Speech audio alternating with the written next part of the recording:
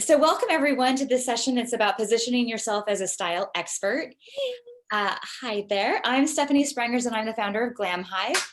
And I'm here with Nikki Venus and Cecily Murray. Mariah.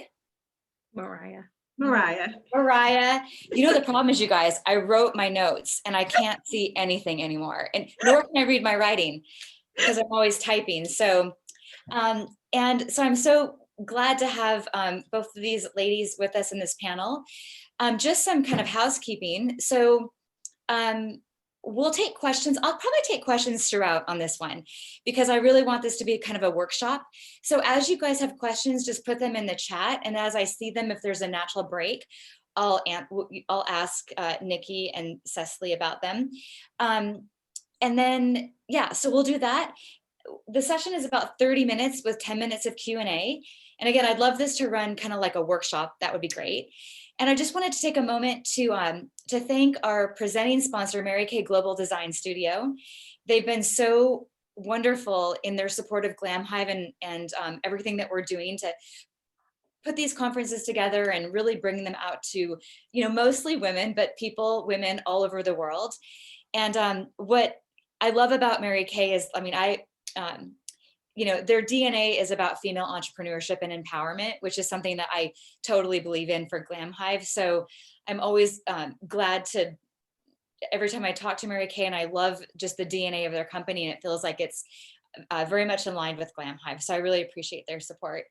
So I'd love to introduce Nikki and Cecily again. Nikki is a style expert coach, and Cecily is one of her coaching clients. So I'd love to take a minute, Nikki, for you to introduce yourself and tell everyone about you, kind of your journey from where you started to actually becoming a style coach would be awesome. Okay, yeah. Did we lose Cecily? We might have, and if we did, I know our producers will pop her back in here.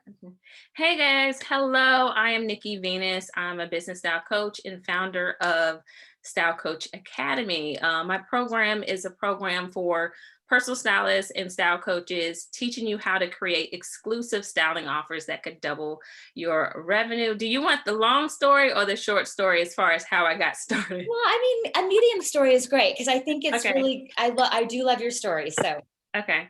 So, all right. So my background is business risk management. I came from corporate America, worked in corporate America for like over 15 years.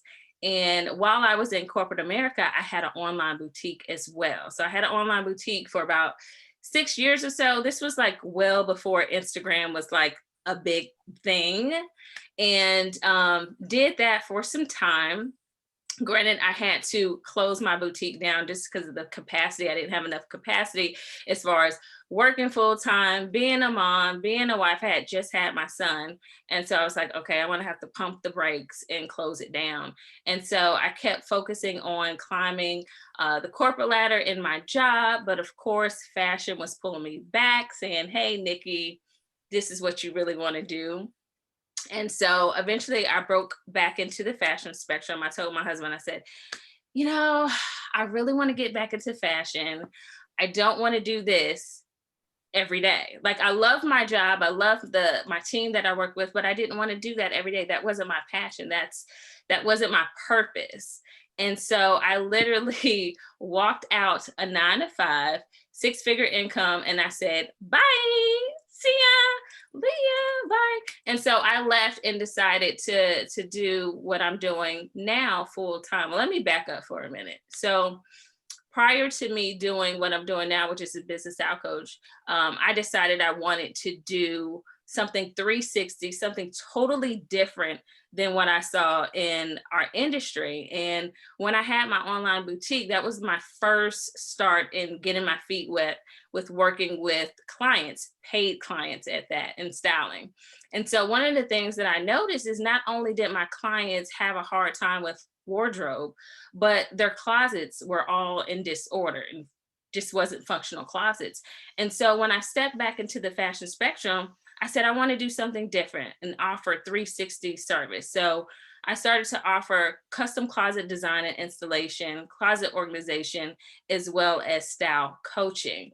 And when I left my corporate America job, I worked for 3 months in and on my business and landed my very first client, which was the wife of the CEO for the Falcons here in Atlanta. She was my very first client. And that's how everything trickled down from there. And that's how I got my start as a style coach. And what I found, all of the trials and tribulations of going through that, I was like, I want to create a program that's going to teach stylists the do's and don'ts, because I had a really, really hard time. And then you guys know it's really hard to get information sometimes, as far as, especially when you're starting out. And I didn't know how to price my styling services. I didn't know the best practices as far as invoicing and contract and all of those things. And so that's why I created my program, which is Style Coach Academy. And I fell in love with coaching stylists and mentoring stylists, and made another pivot within my business to where that is what I do full time. However, I still style clients, but I limit that with the capacity that I have. So it's just based on my current clientele as well as referrals. So that's like a medium kind of story. I love it. Yeah.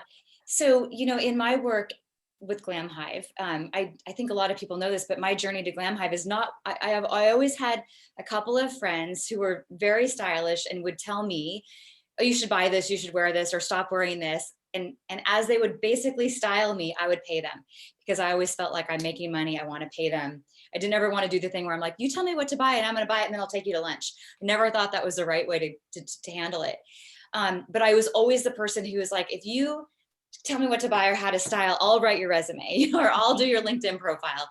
So, I love that you have this journey of kind of starting as a stylist and then becoming a style coach, recognizing that you want to help people kind of fast forward some of the early trials and tribulations.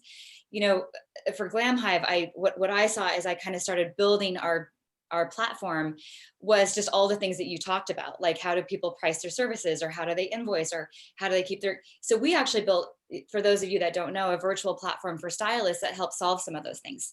Mm-hmm. And so when I think about Glam Hive, I think of us as, I love that we have a virtual platform in a time that now everyone gets, you want to have a virtual aspect to your business.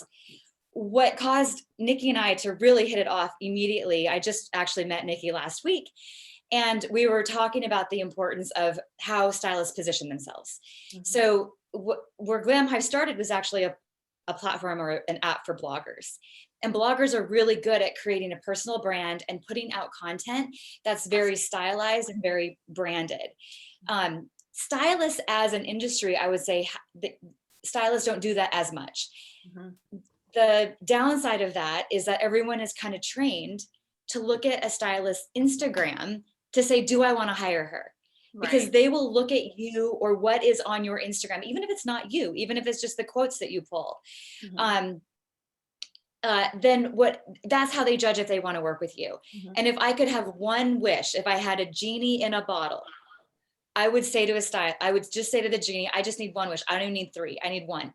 And that is that every stylist can get really clear on who she wants to work with, right, who she is, mm-hmm, and that her Instagram reflects that. Because when we get inbound clients, I can tell you like I know my name. I don't care who you style. Well, one of the challenges is that a lot of clients don't want to be photographed, right? I don't want to be photographed as a client. So you can't photograph your client.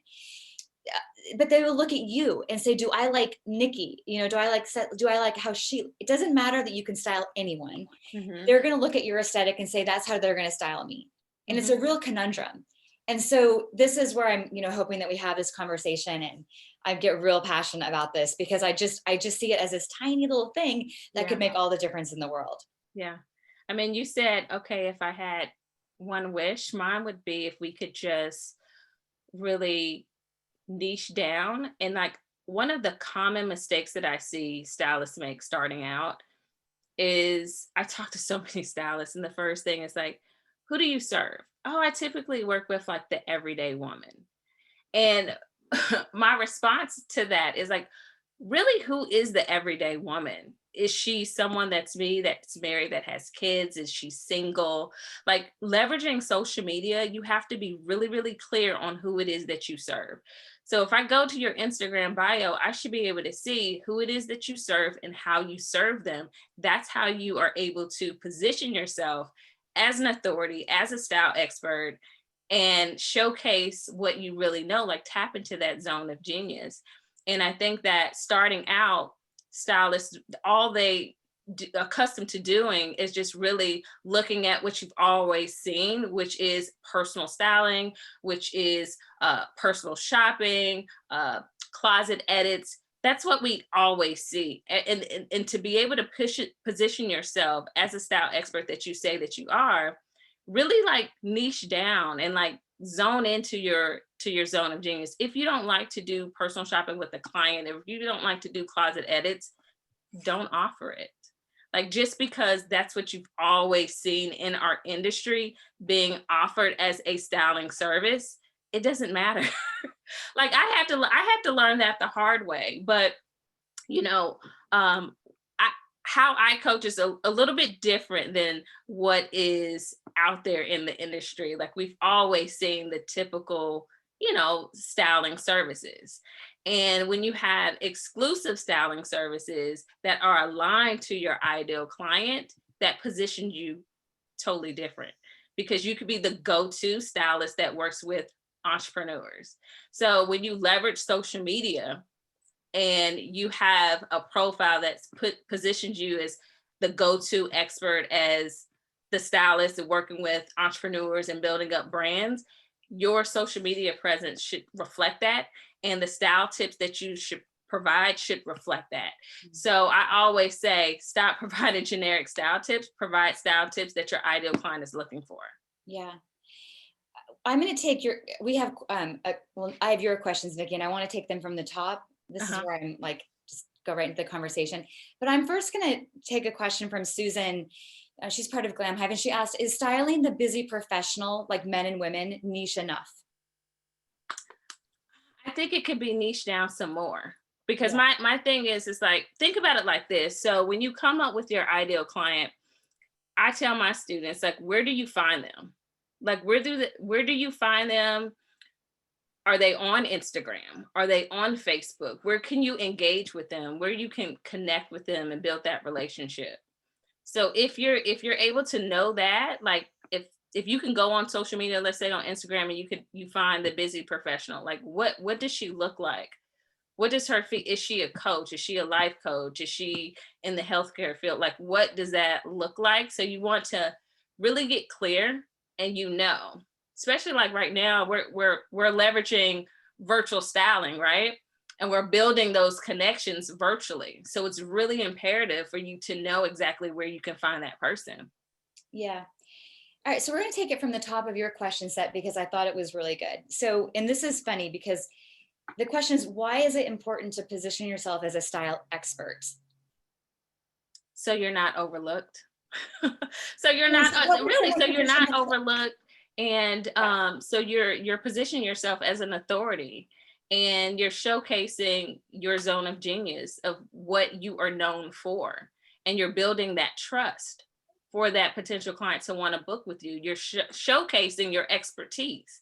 So you're not positioning your social media platform and saying, hey, I'm a fashion stylist and I work with everyday women, and then you're putting out just regular style tips that you could probably pull from Pinterest, versus positioning yourself as, like, let's say you work with corporate execs, and all of the style tips that you're providing is what they are going through, the style stages that they're currently in. So then you're able to grab their attention by showcasing your expertise, because you're tapping into their pain points of where they are within their lifestyle of what they're going through.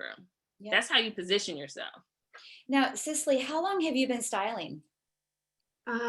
Interesting. I became a certified stylist almost 4 years ago. Yeah. But I've been in the retail world since 2005. Got it. And so in working with Nikki, did you see a transition from maybe positioning yourself as a stylist to a style expert? quickly, very quickly. And then what was like the aha moment that had you get to do that? Like, what was it using different words? Was it calling yourself an expert? Like, My story. Yeah. Nikki has an amazing way through Style Coach Academy of teaching us how to use your story. For me, I am a style coach to mompreneurs. My story is that I am that, in every essence of that. So I get to speak the language of, I know what it is you're struggling with. I know what it is that you're going through with body changes because you had a child. I know that you're probably going through a rough time showing up in your brand and also showing up at work because you're living in two spaces. Um, so Nikki has a very unique way of really pulling that out. And I promise, once I pivoted and was able to get my story in proper alignment, everything else just fell into place. I love that. What I love about it also is that, because I kind of come from the tech world, everyone gets real excited about AI, which is artificial intelligence.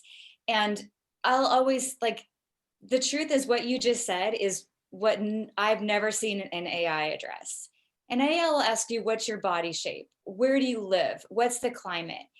And the reality is what you're actually dealing with is the fact I'm a mom. Like, if you are a mompreneur, I'm a mompreneur and I haven't lost the weight, or I've gained the weight, or I haven't felt great, or I'm breast. Like, none of the AI addresses any of that.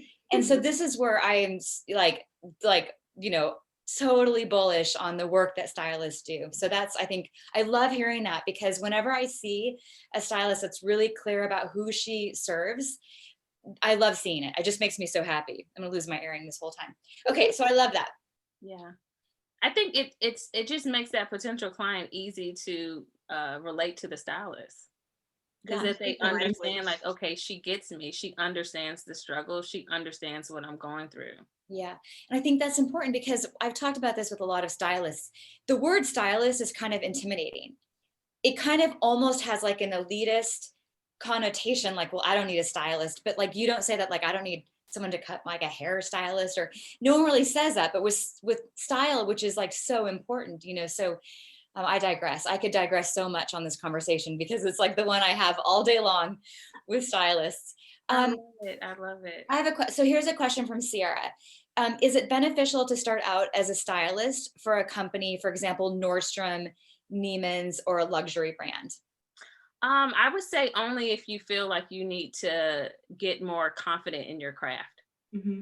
If you feel like you need to get more confident in your craft, and that's going to be a way for you to do it, then yes, by means, I would say go ahead that route. I think one of the challenges right now is with, the impact of the pandemic on traditional retail is a lot of traditional women that have worked in traditional retail, they've not had the hours, Right. just because the stores aren't as busy, and so that's kind of interesting. But I would agree. And I know that Meg and Jordy, who are the Closet Files, they're great stylists out of LA, and they came from the retail background, and they, really believe in it. Here's a question from Sonia. With everything shifting and pivoting, I never really had to develop a virtual presence. So how do you pivot and take your business to that next level to be able to nurture your clients that you have that are looking to book? So I would say you have to be seen, and to be seen, you need to leverage video marketing. So if you're utilizing like social media as your prime marketing strategy, you want to make sure that you're showing up and you're visible, and you want to make sure that you're showcasing your expertise, and you're giving out style tips that speak to your ideal client's pain points. And you want to make sure, because it's one thing, like a lot of stylists like to provide like flat lays and mood boards, and that's great. But is that what your ideal client is looking for? Is that going to grab their attention? You know what I mean? So you want to really get into the thought process of what their current beliefs are. And you're going to have to shift their perspective, because they may not think they need a stylist. Mm-hmm. So you have to showcase that and change that perspective, and like, hey, are you going through this? this is why. Like when you're able to position yourself and provide content like that, that's going to grab their attention. Yeah. You know, it's funny because when clients are inbound to Glam Hive, I'm the matchmaker because I just feel like it's a personality match. It's not, you know, I think companies that do an automatic match, I don't know how that could work. And plus I'm trying to hear what someone's saying so that I can think about how we could scale it. Mm-hmm. So a lot of times I'll ask someone, this is a new thing that it occurred to me like a year ago. Yeah, can you provide a couple of photos of you or of styles that you like? Instantly they'll text me 4 photos, bam, bam, bam. This, you know, maybe this is me, but this is what I like. Mm-hmm. Once I see the styles that they like, and this is always pulled from Instagram or Pinterest for the most part. Right. If I don't show them a stylist profile page that looks like those photos, it won't work. They won't book. Right. And so I almost think about going back to you've never had to have a virtual presence, Sonia. It's just so important, you know? And so what are ways that you can, if you've never really paid attention to your Instagram, what tips do you give people on how to build their virtual presence in a way that people feel like it's achievable? Do you know what I mean? Without making people feel overwhelmed.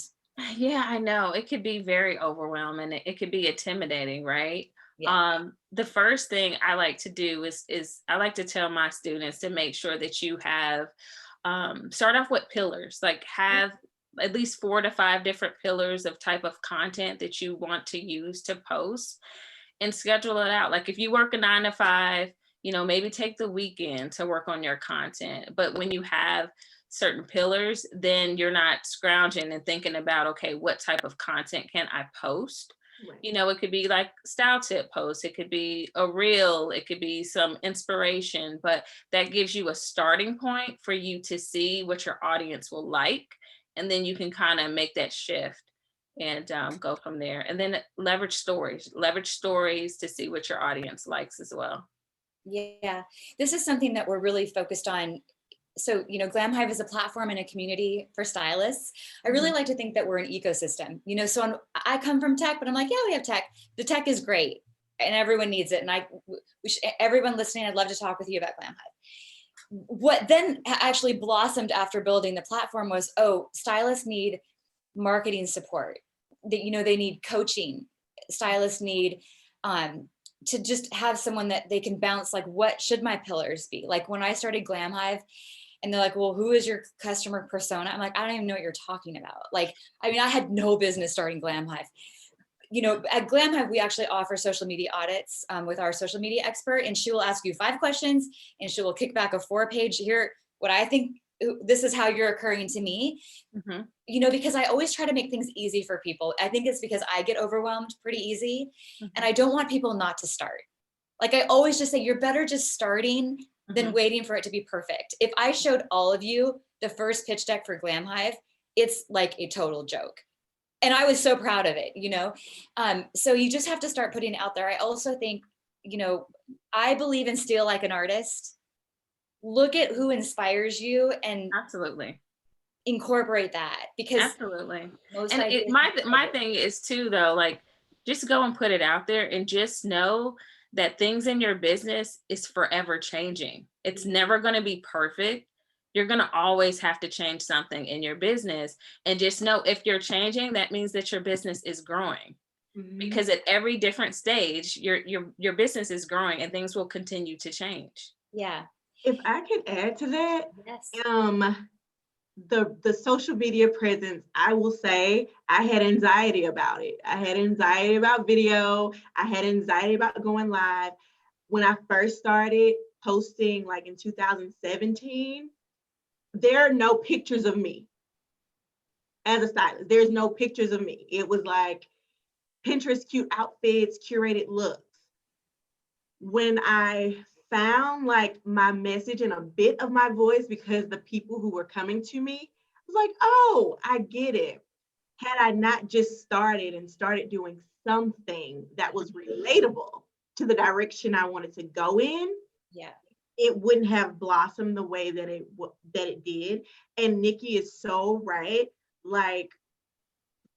you are changing things all the time because you are trying to keep up with social media. You are trying to keep up with the latest tech that's going to help your business evolve and be accessible. So I would definitely say, like, go find people that inspire you and then start there. Like, find your aesthetic there.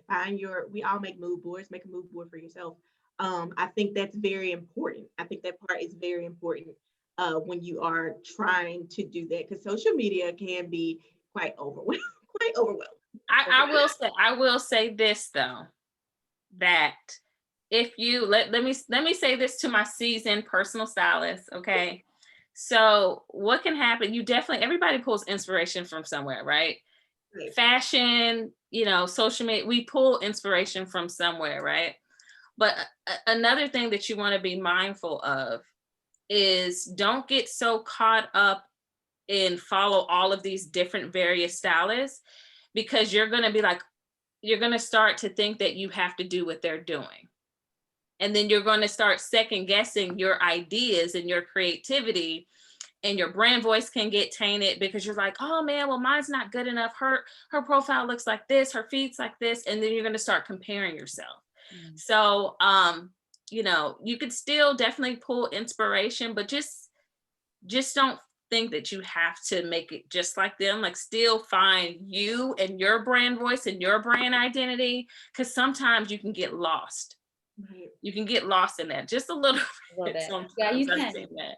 I mean, I will say, when I first started out, and my husband used to get on me all the time, is some of the style coaches that are well known, that are doing really, really good. I used to compare myself to them. And I'm like, dang, I need better pictures. You need to get a better camera. Like, I need a photo shoot. And I would start to compare myself. And he told me, he said, how do you know that there's somebody else that's looking at your feed and saying the same thing? Saying, oh, my stuff needs to be like Nikki's, And I had to just like put the blinders on. And some of the stylists that I just absolutely admire, I had to really unfollow them so I would not get my brand voice and my aesthetic to be tainted. And I need to make sure that it was Nikki. Mm-hmm. That's some real transparency right there. Okay. I like it. No, it's true. Once you can start speaking from your own voice with the inspiration of others, then that's really good. This session is going to go fast because we're at 30 minutes. So I keep wanting to open it up to questions. There's one question here from Kamara. So what advice would you give someone who feels like they have two different types of audiences? How do you speak to both without alienating the other? You can't. You have to pick one. You really have to pick one, because what happens is, if you have two different audiences and you start to provide content, let's say, I don't know, give me an example, Cecily. I have a personal thing right now that's actually happened. What? Share. So I'm a mompreneur stylist.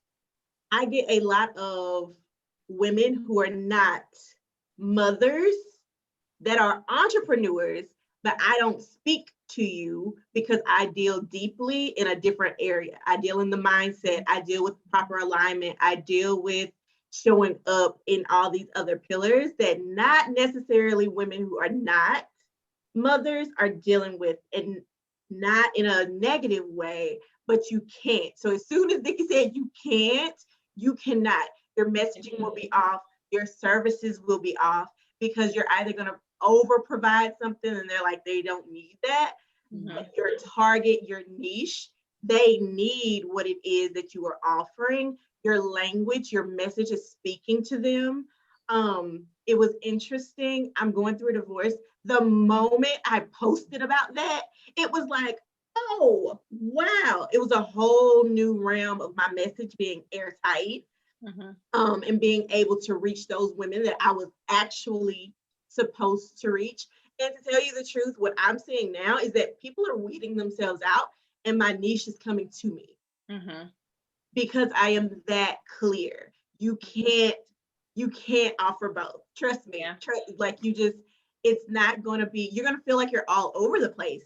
Honestly, you're going to start making up services on the fly, just to say that you have a client, and that's not what you want to do, because we're thinking about longevity when it comes to our business. We're thinking about building as it comes to you growing and cultivating this company. You have that client, think of her or him and what their issues are.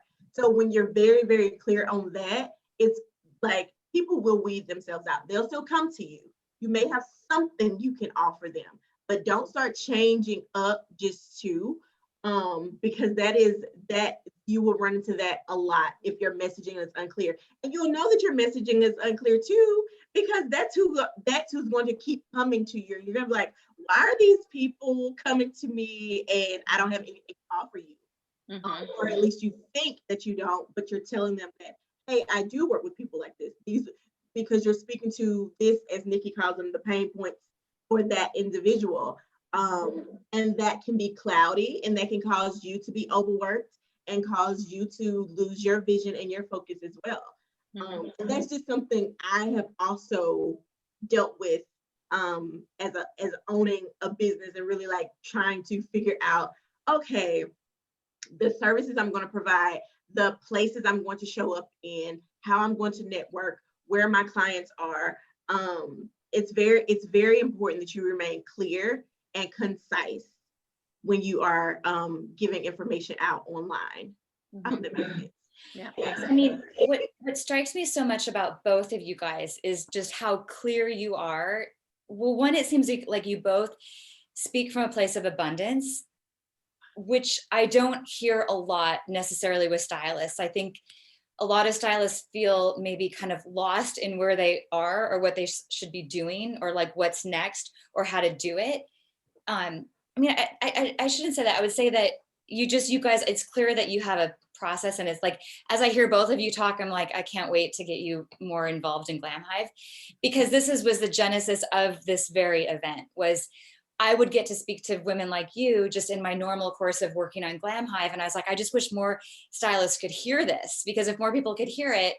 And I will say about Glam Hive, like there's just such a spirit of collaboration. Like there's no spirit of competition or people keeping stuff tight to their chest. It's like everyone, it feels like we all want everyone to succeed, which I love. But I do believe that if Stitch Fix has shown me anything, the company Stitch Fix, is how many women want style help. And I know from talking to hundreds of clients that they roll off a Stitch Fix because they need more. And so there is enough to go around. I think it's just a matter of like the challenge with the business is so hidden. Like you guys literally work in people's closets, so people don't know that you exist. But then the great thing is there's social media, which gives you your own megaphone, so a lot of what I hear you guys talking about is getting really clear about what you're saying through the megaphone, what you're presenting. This is where my metaphor is going to break down on the megaphone. But then just being really clear with who you are as a person and the value that you bring. Exactly. Because people absolutely want, your services. There's no doubt about it. Do we have other questions? Because we have about 6 minutes. But I love it because everyone's like, now I'm ready to niche. Everyone's ready to niche now. Yeah. I like it. Definitely. We can have a post-event niche party. What's one piece of advice, Nikki? Like if you had one piece of advice, should it be 1 or 3? The top 3 things that a stylist could do today to make their business better starting tomorrow. Okay. Niche down, of course, one ideal client. Your packages that you offer, make sure they align to your ideal client, and create a unique style process.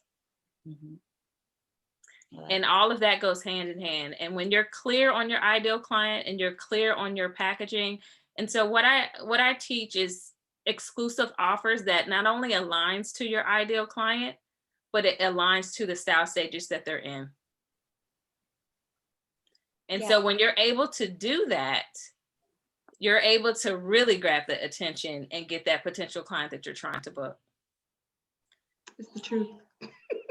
Style stage, I have never heard the expression style stage ever in my life until just now. Is that yours? It's mine. Yeah.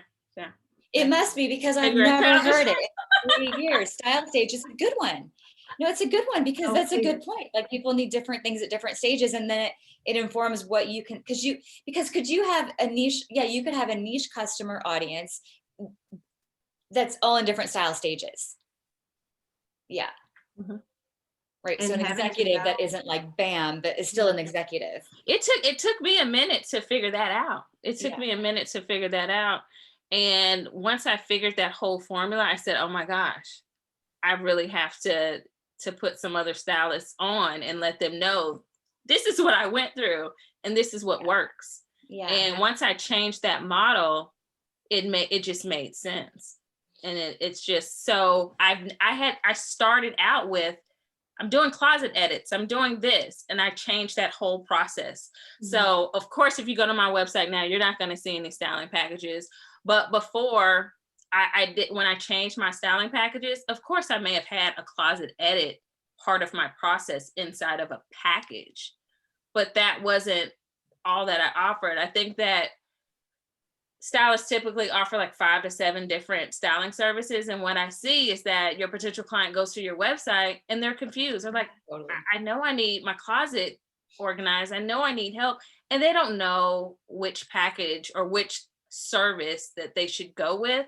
But if you get really clear and create packages based on where they are, then they're like, that's exactly what I need. Yeah, I like it. It's amazing. That process of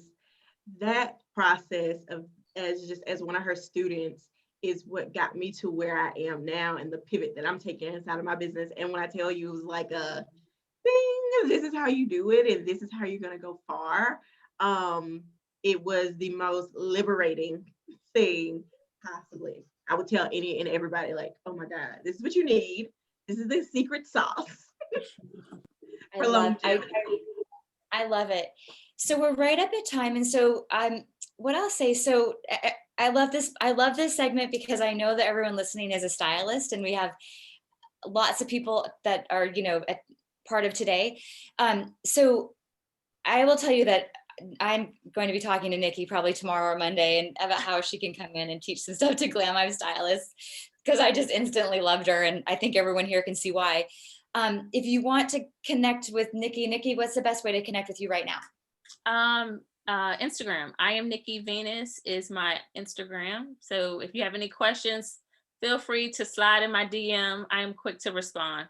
Yep, that's awesome. And Cecily, how about you? Thank you. Cecily Mariah, stylist, _stylist. Perfect. Thank you so much. Of course. And so for you, Stephanie. of course. Well, for all you guys listening, what we're going to do is we're definitely going to bring Nikki in to Glam Hive to do some coaching, or maybe we do classes every month. So one of our classes, for all of you, I'm always loving to talk about Glam Hive because we address a lot of this stuff, but thank you for jumping in and thank you for attending this session. I love it so much. And today's been just awesome. This is like I feel like my job is to have everyone know what y'all do and you guys can make everyone beautiful. This has been fun. This has been fun. I love it. Okay, you guys will have a great day. We'll see you later in the day. Bye, guys. Bye.